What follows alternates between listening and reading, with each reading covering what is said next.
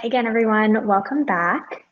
Thank you so much to our community partners for those wonderful workshops. I know all I've heard is great feedback. Before we start our second panel discussion, in case anyone's joining us for the first time, a quick reminder that you can add questions for our panelists to the session Q&A or upvote other questions that are already there. And you do that by navigating to the right side of your screen. Again, if you have any technical issues, please go to the corner of your screen, click the paper airplane, and search for UofT Talks to send us a direct message. And with that, I am thrilled to introduce our second panel for the evening. Please join me in extending a warm welcome to Alexandra Tavasoli, the CEO of Celestra Corporation and a PhD candidate in Materials Science and Engineering at the University of Toronto. Dr. Zen Mariani, a research scientist at Environment and Climate Change Canada. Martha Hall-Finley, Chief Sustainability Officer at Suncor Energy. And Dr. Catherine Harrison, a professor of political science at the University of British Columbia. This discussion will be moderated by Chuck Onigbo, a founding director at Future Ancestors Incorporated. Chuck is a PhD candidate in medical geography at the University of Ottawa and has been widely recognized as a young leader for his work exploring culture, health, and the environment. He has also been a past guest on Raw Talk podcast, and we are thrilled to have him here again with us today. Chuck, welcome, and I'll pass it off to you. Thank you so much. Hello, bonjour tout le monde. Thank you everyone for your patience as we are running around between sessions. Ooh, it is hot today, taking a sip of water. So, I am Chuck Denibo. I'm going to be your moderator for the session. Je m'appelle Chuck Denibo. Je serai votre animateur pour la session. If you're like, where is that accent coming from? It is a French Albertan accent, y'all, okay? It is a cowboy accent as if cowboys spoke French. So, I'm excited to share space with the wonderful panel that we have in front of us. I'd actually like to start this session by reading out a quote from Stella Caban. So Stella Caban says, if you aren't immediately asking questions upon your arrival or of your ancestors' arrival on the land you're on, and about your role, history, and relationship to that land, then there needs to be some questions asked about how we perpetuate contemporary colonial erasure and violence. And so every time we start an event in Canada, it is imperative that we do a land acknowledgement as a way of recognizing the links we have with the land. That was a way of recognizing our history with the land. But in highlighting a land acknowledgement, what is incredibly essential to do is to center who you are, is to center your story. How did you get to this land? How did your family arrive on this land? What does that history look like? How did that take place? And in analyzing that history, in recognizing that history, we can then move forward in better understanding our relationship to that land and our responsibilities, not just to the land, but to the original guardians of the land. And if we do not do so, and if we do not do so with integrity and honesty and with the uncomfortableness of self-reflection, we are perpetuating contemporary colonial erasure.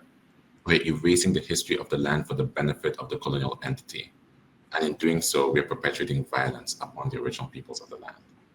And so I would actually like us to take a minute, and I'm going to set a timer for 60 seconds. And I'd like everyone to sort of take a minute to really analyze, who are you? What is your link with this land? And who are the original guardians of the land that you're currently on? And I would also like that silence to be held for the 215 children that were found in the Kamloops Residential School, also recognizing that there are a lot more that haven't been found. So with that in mind, I'm going to be pausing for 60 seconds.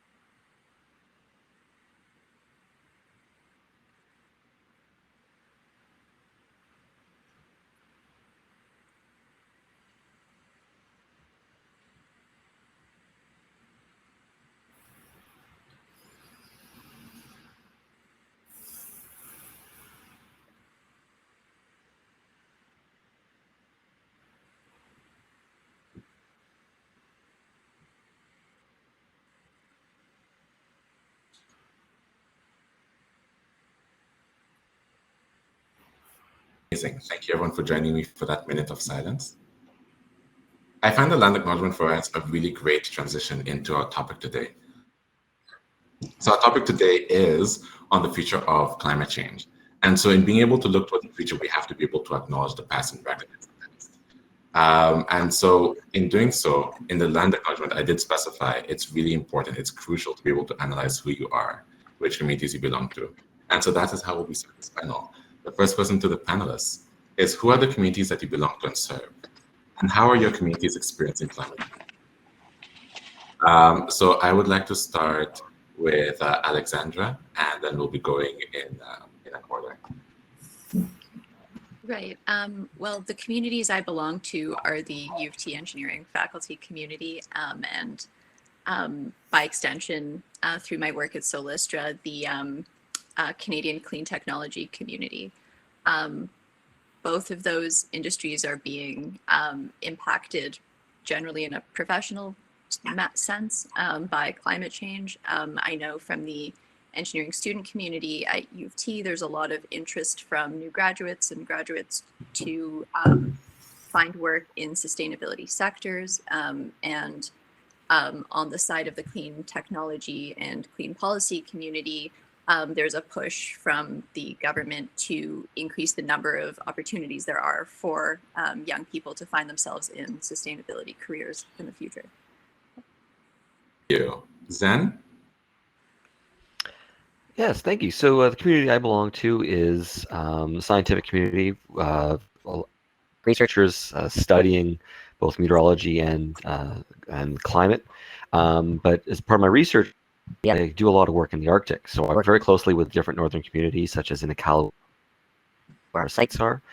And what we've found is that climate change is accelerated in the Arctic, and the Arctic is quicker place on Earth. So at the same time, the developmental pressures combined with technological and climate change are driving and increasing human activity in the Canadian Arctic. And the Northwest Passage is a great traffic statistics shown that there's a substantial increase in air traffic of transpolar flights. And so as a result of the changing climate, the communities experience, for instance, extreme decline in the Arctic in the shift traditional hunting season, and makes it very dangerous to go out and hunt. So at the same time, there's a need to understand what's relevant weather information to the people living in those communities. Thanks. Martha, I'd like to pass it to you. Thanks, Chuck, and nice to see everybody. And thank you, by the way, U of T, for the invitation. I'm not going to lie. I recognize I am a fish out of water here. I work for Canada's leading energy company. Yes, it's an oil sands company, and we do a whole lot of other stuff. And we are massively engaged in the energy transition, and we produce oil. And for as long as people are producing oil, we're going to do it as best as we possibly can and work to make it as clean as we possibly can. My communities include my family. I think during COVID, that's probably become even more valuable. Zoom doesn't quite. But, my kids, my siblings, my grandkids, and the grandkid that is now officially 2 days overdue, right? He or she is definitely part of my community, even though I haven't met the kid yet. But communities in my role at Suncor are many and very varied. I mean, we have over 30,000 people who work in the Suncor Petro-Canada group of companies. That's a lot of people, a lot of families, in a lot of places. All of our customers who not only use our fuels, but also who charge at our EV stations across the country with the Petro-Canada Electric Highway. The customers we get to try and provide choice to, right? Our Indigenous communities, decades, one of the reasons I joined the company, decades of engagement with Indigenous communities, gone from employment opportunities to procurement, products and services, to now full-on equity partnerships, and stay tuned, hopefully something new fairly soon that we can announce. But Suncor is a big company. We spent almost $1 billion last year almost 10% of our entire procurement with Indigenous communities. The economic prosperity piece of reconciliation cannot be underestimated, and we're really, really proud to be a part of that. Governments are part of our community, sometimes good, sometimes not so good, sometimes challenging. Our investors, because we're a business, we can't operate without our investors, and we have conflicting investor community challenges. We have some investors saying you've got to go faster on the transition, and we have, frankly, other investors who say we just want the money, right? You can be green, green, green, but we need a return. That's how our business works. Unions, our suppliers, our vendors, hugely important part of our community. So it's a big set of communities, but therein lie tremendous opportunities too. Martha, and also I just want to highlight that I appreciate that you created a distinction between the personal communities, the communities that you feel like you belong to, and the communities that you serve through your role as Suncor. And Catherine, off to you. Thank you. I'm also a member of a number of different communities. I'll start with the personal ones. I'm a citizen of the Canadian polity, which honestly has failed abysmally to reduce our greenhouse gas emissions despite more than 3 decades now of ambitious targets, and we just blow by them all. I'm a member of a community of parents, and some of my peers are grandparents, and I feel a tremendous sense of responsibility, but also guilt that my generation has played a role and benefited economically from the growth of those emissions, and are then passing a pretty big responsibility on to future generations. I've had conversations with my children who are unsure about whether they're going to have kids themselves. And I thought at first that was because they were worried about the greenhouse gas emissions of, another person on the planet, but it's because they worry about bringing a new generation into a world of climate chaos, and that is devastating to me. I'm a member of probably a pretty small community of engineers who feel regret about the work that we did in developing and expanding the tar sands back in the 80s. I have moved on to other parts of my career, and I think it's a small community because I get a lot of grumpy emails from male engineers my own age who feel a great need to explain things to me. And the reason I'm invited to this panel is my current professional community of academic social scientists who teach about and do research on climate policy. Personally, I have found the teaching part increasingly difficult over the years because the students that I face in my climate policy class are frightened, they're grieving, and in some cases they're justifiably mad as hell. And it's difficult for me to present a rosy picture, although I try to identify ways forward, and one of the most important ones is that the solutions don't lie in individuals giving up meat. They lie in government policy that change everyone's incentives and simply ban certain behaviors. And social science researchers have our own version of the climate scientists' frustration with continuing climate change denial, in that there's often huge misunderstanding of which policies are most effective, which ones are fair, which ones will, quote, kill jobs. And that level of misunderstanding of climate policy, as with climate science, has often been exacerbated by industry, by think tanks, and by opportunistic politicians. And the last thing I'll say is that as a scholar, I was really struck by the level of misinformation back in 2008 when British Columbia adopted a carbon tax. And it was a pivotal move for me as an academic because there was so much misinformation, and that prompted me to step outside my comfort zone and start doing things like writing op-eds and doing more media interviews. So much for taking that space, Catherine. I really appreciate it. At Future Ancestors Services, we often talk about what's called ancestral accountability.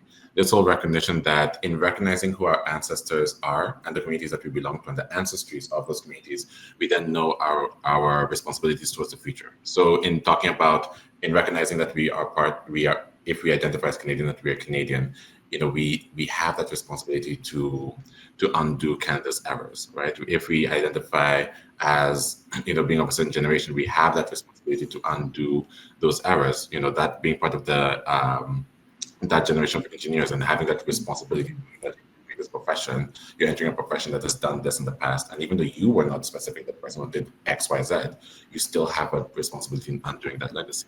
So thank you for that. So a lot of you kind of touched a little bit upon the next question, but I do want to ask it directly. So tell us about the work that you do and how it contributes to creating solutions towards climate change. We're going to go in the same order, so I'll start with you, Alexandra.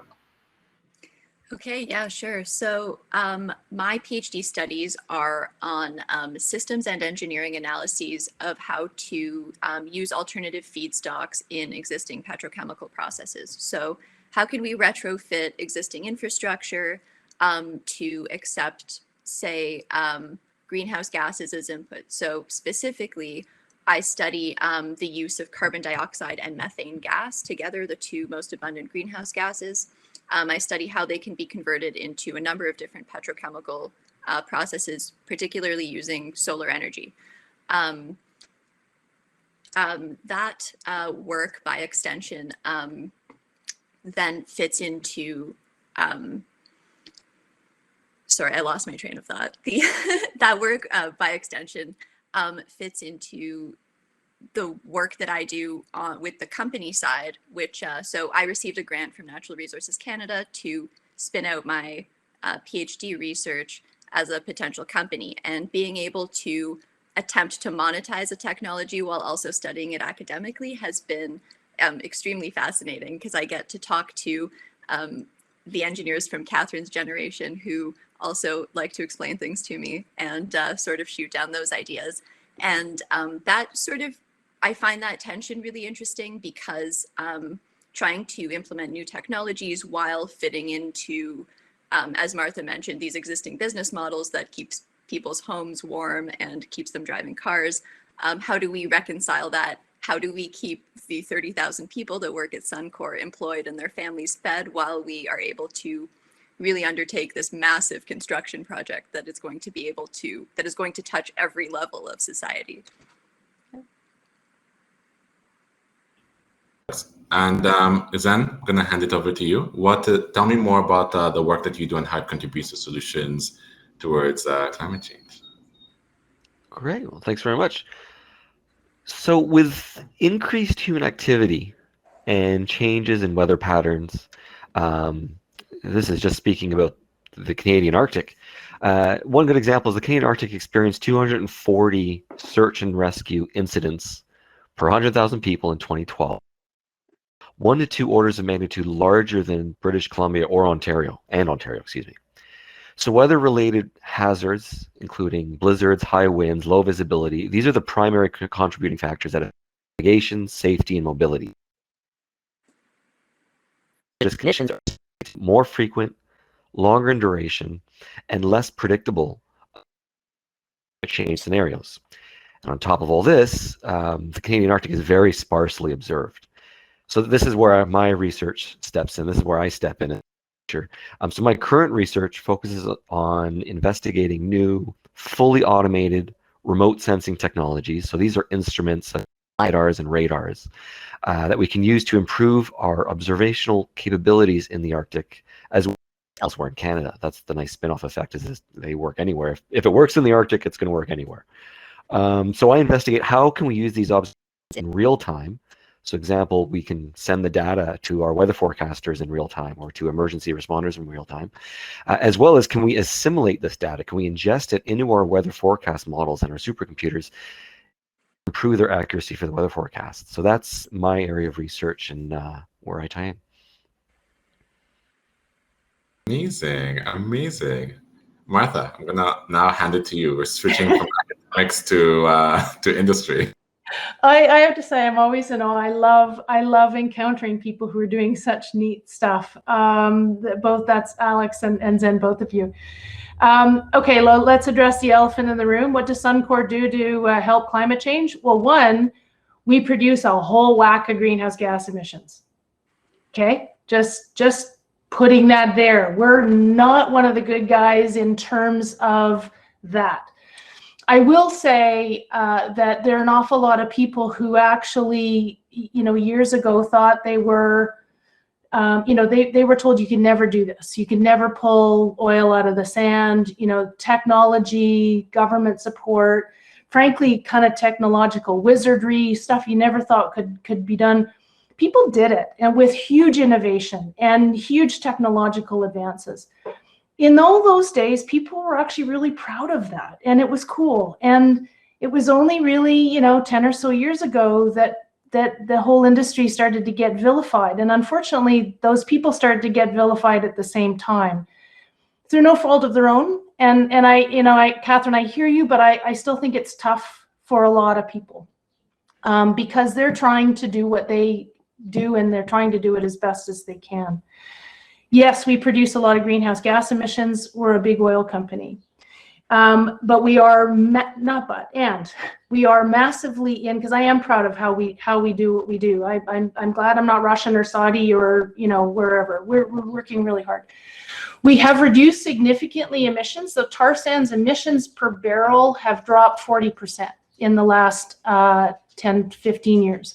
I know people will say, well, that's no good because it's still a barrel of oil. But frankly, it's better that we reduce 40% a barrel than not at all. Like that is actual progress, and some really interesting technology learnings that can be applied to doing even better. So that's neat. There's no question we're a successful energy company. We plan on being a successful energy company for a long time to come. That would suggest that our investments in things like Enerchem, which turns municipal waste into fuel, in LanzaTech, LanzaJet, if we can act LanzaJet as biofuels, if we can, because airplanes aren't going to run on electricity anytime soon, right? If we can actually help figure out a low to zero emissions biofuel for jets when we actually start flying again, that is, I think, a really important thing. The building of the electric highway, Petro-Canada, you can actually drive not coast to coast to coast, sorry, Zen, but you well know there aren't even roads to a lot of places in the north. But you can drive coast to coast, east to west in Canada, because there's a Petro-Can fast charging station at maximum 250 kilometers apart. Is that enough? Of course not. But is it something that helps us provide choice to our customers? Because that's really important. Yes. Do we make money on that? Absolutely not. So this is not, there are a lot of things that we as a company have to do that, we run a business, but we also recognize that long-term, even short-term, even, past 10 years, we've been a supporter of a carbon price for 20 years. We get that this is where we need to go. We understand that a carbon price is a significant factor in addressing demand, because you can't solve this problem just by cutting off supply. You can't, despite people's druthers, right? So we're pretty excited about some of these things. We're looking heavily into a CCUS infrastructure opportunity. Alberta may be the source of some of the challenge, but it also happens to be one of the globally best places for carbon sequestration because of the pore space. You may have noticed Norway announced a massive CCUS project to put CO2 under the North Sea with the Norwegian government, and just recent billions of euros are going into this. Just recently, Netherlands announced a similar project. We're looking at a similar thing in Canada, and it may not address everyone's concerns, but the stuff came out of the ground. If we can put the CO2 back in the ground, and reduce emissions drastically and in the nearer term, we're very excited about that kind of a possibility. There are lots of other things. I mean, people ask, are you looking at small modular nuclear? And I say, well, small modular nuclear reactors have been operating for decades in submarines and other naval ships. It's not an untried technology. We'd be idiots if we didn't look at some of those opportunities, not necessarily as an energy producer, but certainly to reduce our own footprint. It's an exciting time for us, very exciting time. We have a long way to go, but we're really pleased to be a part of it. Oh, and by the way, I've been personally a solar power user for over 20 years. said it before we started. Love it. Total convert. Not quite sure why every house and business doesn't have solar panels, but that's a much longer discussion. It's a bit more complicated. But on a personal level, I think, you know, we each can do our part. Thank you for sharing that, Martha. I loved hearing you speak because I'm from Alberta, and so this is quintessential Albertan discourse, and it is wonderful because I feel like a lot of people who are not from Alberta don't get the pleasure of hearing it, and they don't get the pleasure of hearing, you know, the perspectives that come directly from gas companies and that come directly from the oil sands. So thank you for sharing, and thank you for sharing such Chuck, a frank manner. You know that not all of the perspectives are the same, too. Catherine, I'm now going to hand it to you. Tell us a little bit more about the work that you do in currently and how it contributes to solutions towards climate. Sure. I've got a fan going, so if it makes it hard to hear, let me know. In the meantime, I look like my dog with the ears blowing in the car. What I do as a social scientist is try to understand the conditions under which governments can adopt effective climate policies. Social scientists don't usually get to do experiments with people. We have to deal with the experiments we're dealt by the world, and one of the ways we do that is through comparative politics. So right now I'm writing up, hopefully by the end of the year, finishing a book on the comparative politics of carbon taxes, trying to understand the conditions under which governments are able to adopt carbon taxes, looking at successes and failures across 6 jurisdictions. Doing some research with, I'll just tell you some of the lessons of that. Some of them are about political institutions, and honestly, in the short term, we're not going to be able to do much about that. But one of the other lessons is that political leadership can really matter. Politicians can take a risk, but also their political opponents don't have to take the low road. They could take the high road and try to improve and make climate policies better rather than misleading voters and offering them sort of bogus alternatives.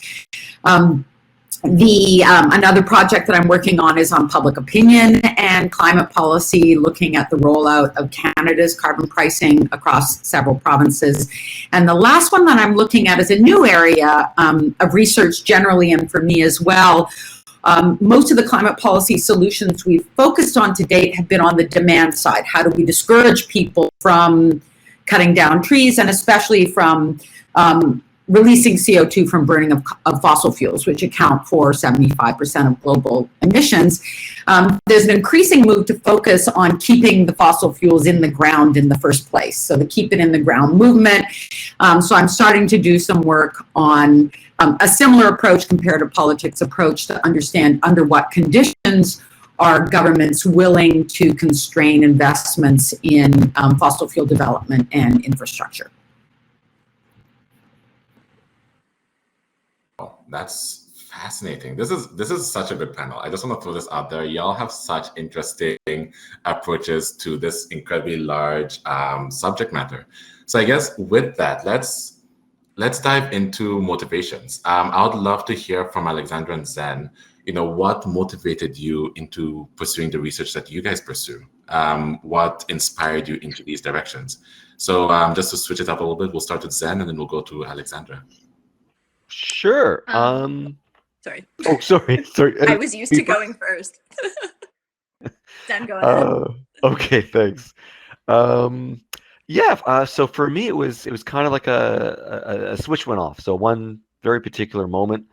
To be perfectly honest, as an undergraduate student studying physics, I didn't really climate change, and to be honest, I was fairly uninterested. I just thought, yeah, this is an issue, okay, but I really wasn't that into it.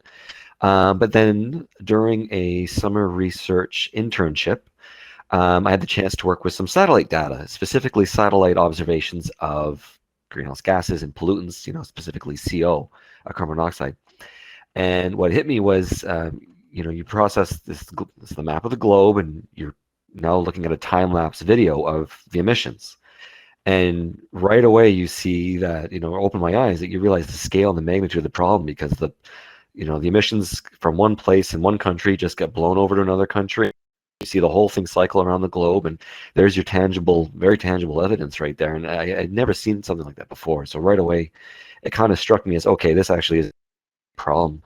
And so it led me to dig deeper into understanding the implications and, you know, what's happening in the atmospheric physics and the chemistry behind everything. And it made me realize that, okay, this is something that very well can and does affect everyone, but not just now, but for a long time. And so ever since then, I've been interested in it, and I was very fortunate to work with some really engaging leaders in the field in science, and I continue my research in that field today. Interesting. And Alexandra, what brought you into your field?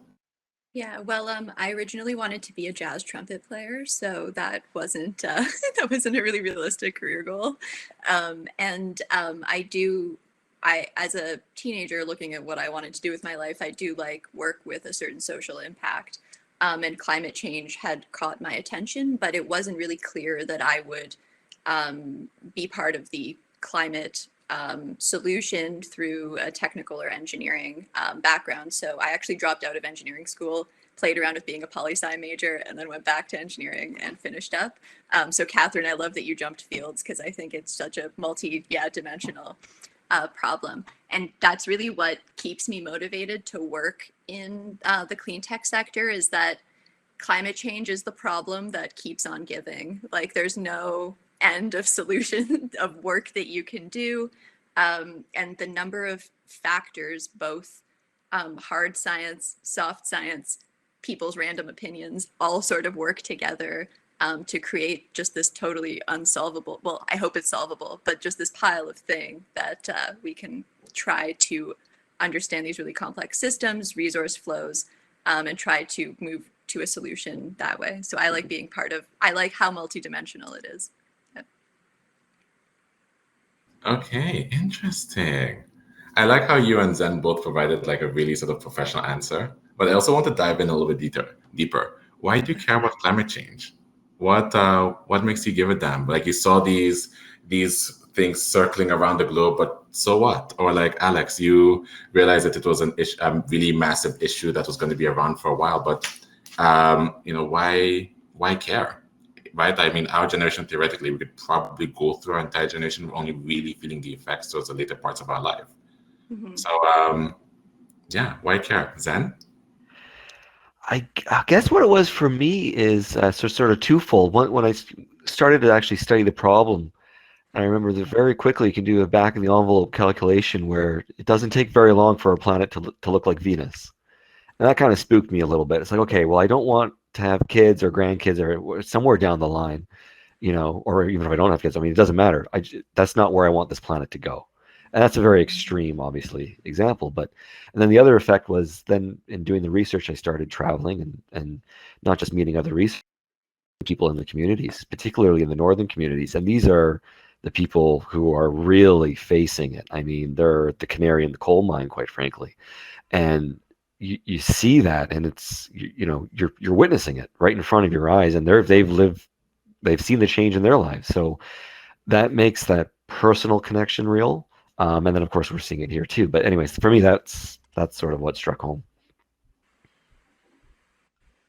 Or Alexandra? Yeah, for me, it was I guess, tension between what I was learning at school about climate change and what I was learning at home about climate change. So my father works in the nuclear sector, he always has.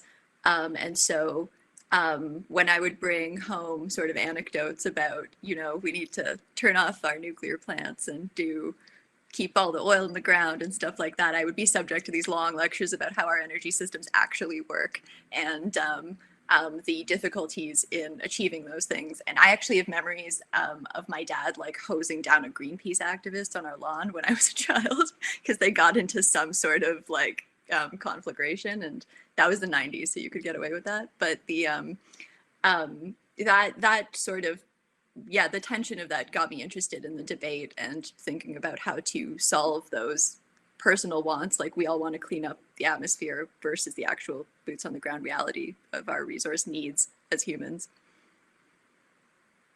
Amazing. Thank you both for sharing. I love that both of you brought that sort of intergenerational lens to it, whereas then you're talking about future generations, whether or not you have kids, you don't want the world to be that. And Alex, you're talking about, receiving that knowledge from your father and having that sort of influence your outlook and your understanding and creating that your own sort of understanding based off of what you're learning from school versus what your father's profession is able to teach you. Those are some powerful anecdotes, so thank you. Now switching over to Martha. Hi. I wanted to ask you, especially considering that you are our industry representative here, what are ways that we could encourage or incentivize a shift in corporate priorities so that the organizational policies prioritize the multifaceted face of climate change? So I know you talked about this quite a bit when you talked about the electric corridor and some of the initiatives that Suncor is looking into, but sort of globally speaking, what do you believe had inspired Suncor to do some of the green initiatives they're doing, and what do you believe could incentivize oil and gas or energy companies in general to be taking a more nuanced approach in the understanding of climate change and their fight in it? And that's a great question, although I have to laugh when you complimented Alex and Zen bringing an intergenerational perspective. I think, okay, gray hair, I'm the other end of that intergenerational perspective. A lot of different careers leading up to this one. It'll sound a bit trite, but I joined. Did yourself? Yeah, sorry, I didn't mean to do that. I joined Suncor very much because it already was a company that understood that. I was going to take that battle on, right? And but instead it provided an opportunity because that culture is already there. Does that mean it's easy? No. Is it a really important point to say that the fossil fuel industry, the oil industry, is not homogeneous? It is not even homogeneous among North American companies. It certainly isn't homogeneous when you add in, 3/4 of the world's production, right? Which is not from countries that will be engaging in exactly this kind of conversation. So I think this is really important that we're doing this. And just another shout out to the organizers bringing somebody like me in, right? Because we all have our own echo chambers. Believe me, we have our own, and I really like. And by the way, I'm a former I graduated from UofT, so I hope that helps a little bit. I think the key here is in fact culture. And so when I say that Suncor has supported a carbon price for 20 years, believe me, that was not an easy thing to do 20 years ago. When Suncor stood on a stage with Rachel Notley and a few other industry leaders a few years ago announcing a cap on oil sands greenhouse emissions, man, talk about being made pariahs. It was really tough in that industry to stand up and do that kind of thing. When I look at what Suncor has done in terms of communities and in particular Indigenous communities, extraordinary. Long way to go. Listen, and mistakes get made, everybody does. And we're, as a country, we've obviously made mistakes too. But, hopefully we learn from those and we move forward. But I can tell you at Suncor, the Chief Sustainability Office, the Chief Sustainability Officer is a fundamentally integral part of the executive team. So, and that's not, hey, look at me, Martha. That is to stress the culture of a company where my job is just as much when we talk about CapEx plans 5 and 10 years out. I have the same vote as our CFO, as our operational people. There are 8 of us sit around that table and we collectively make those choices. That's an incredibly valuable thing. Sustainability is not an off the side of the desk thing for this company. So for me, it was really the choice to join Suncor. I'd been in public policy, don't hold it against me, but a lawyer and a former politician. That's kind of a double whammy. Found politics extremely frustrating. You can't really get much done, even if you have the best brothers in the world. I hate to say it, but one of the best things about a democracy is that it's a democracy, and politicians end up having to, work to get reelected. So it's very difficult to be very firm on principled ideas. In my policy work, You have to have as much objective, nonpartisan evidence, facts and evidence, to be able to make policy decisions. And without that, it ain't going to happen. And so when I was offered the opportunity to join Suncor, it was just a whole lot of things combined to say, Martha, this is an opportunity to work with people you already know have a culture that will embrace the future, and to really have an effect on being a part of the solution. So I can guarantee there are an awful lot of companies I would never have joined. I am proud of the company that I work with, and it's sometimes it's tough, but there's a big future out there waiting for us. We just have to make sure we're a part of it. Thank you for that. And now, Catherine, off to you. I'm really curious about this. So, when we talk about policy levels, and a lot of the work that you do is in comparative politics, what is the most effective level to combat climate change? And so when I say effective level, I recognize that we live in a country that has municipal politics, provincial and federal politics, and a lot of people tend to target the federal side, but I do question that because the province is responsible for healthcare, the province is responsible for highways and all these random things that affect our day to day. But then the municipality also has a lot of say in it. So, where do you think, as people who are activists, as people who want to be politically engaged, where should we be directing our efforts? Which level of government should really be feeling the, how you say in English, the burden of existence? All of them. I mean, honestly, if people put as much effort into studying the platforms at election time of all the parties at the local level, the provincial level, the federal level, that they put into arguing with their neighbors about things, I think we'd be a lot better off. There's this sort of huge movement to celebrate subnational climate action. In part, sometimes it's genuine leadership. There are cities that are doing more than buying Priuses and vehicles, that are actually trying to regulate what kinds of buildings are built, reducing the number of cars in the city, and so on. But a lot of the local environmental action has actually been pretty symbolic. And a lot of the provincial action that gets celebrated, which is good, is when the federal government hasn't been acting, provinces have stepped up.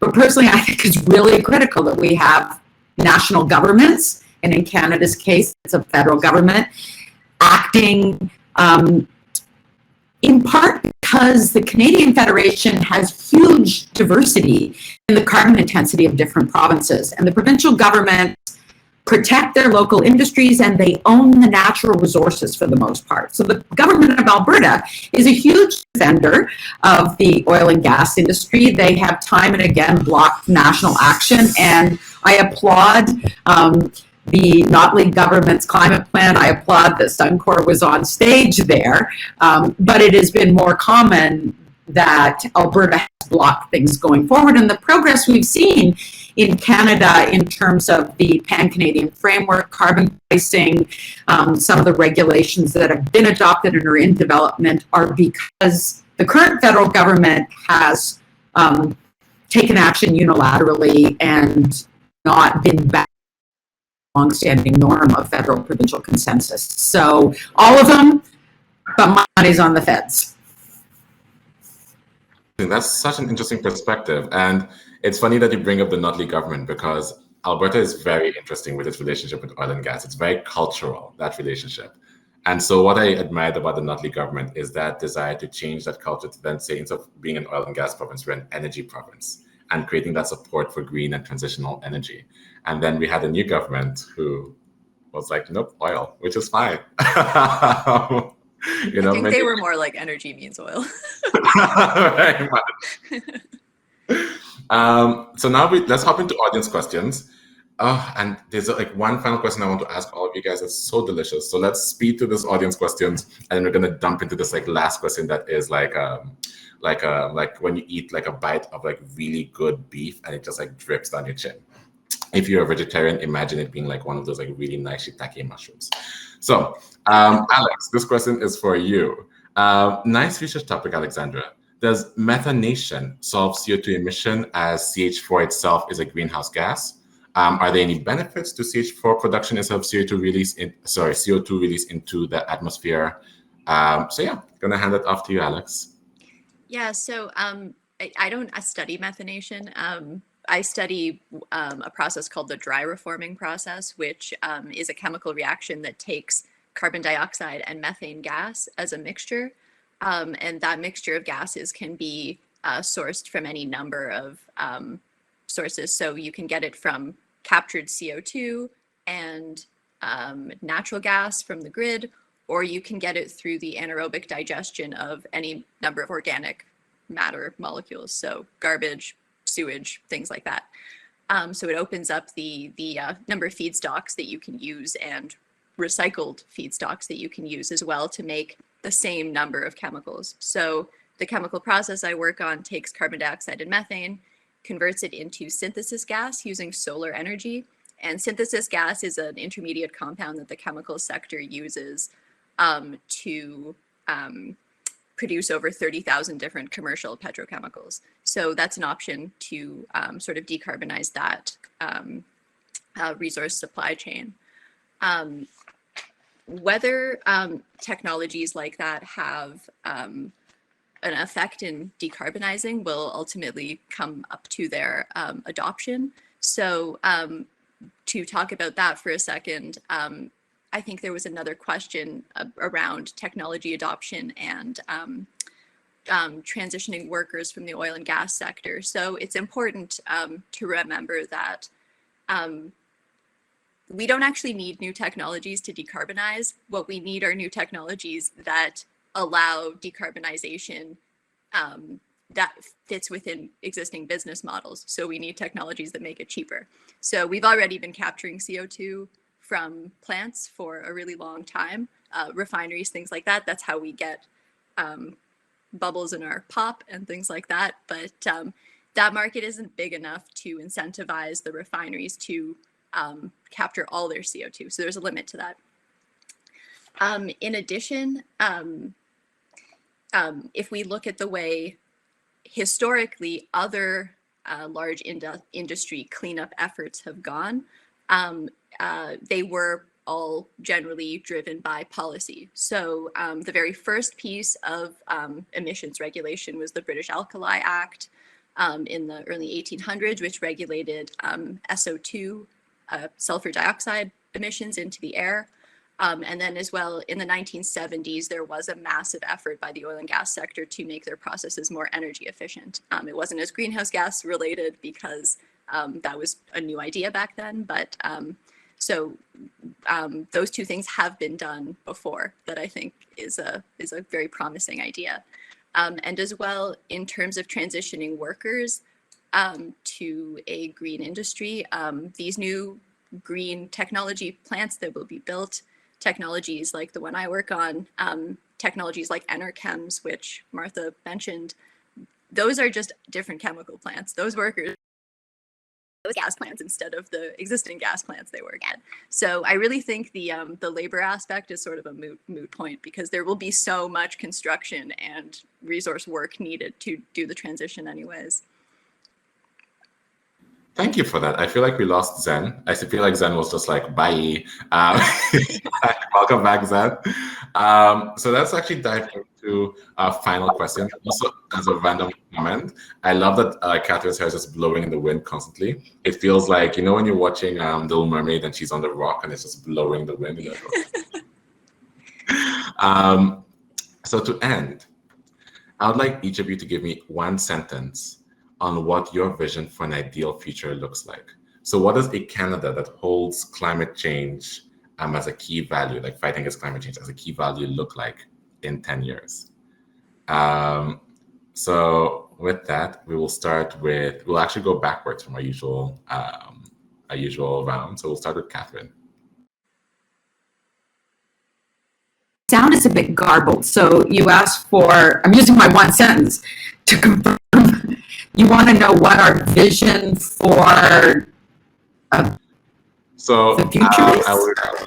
Yeah, essentially. So what is, in one sentence, what does your ideal Canada look like in 10 years? A Canada that, is fighting against climate change. One sentence.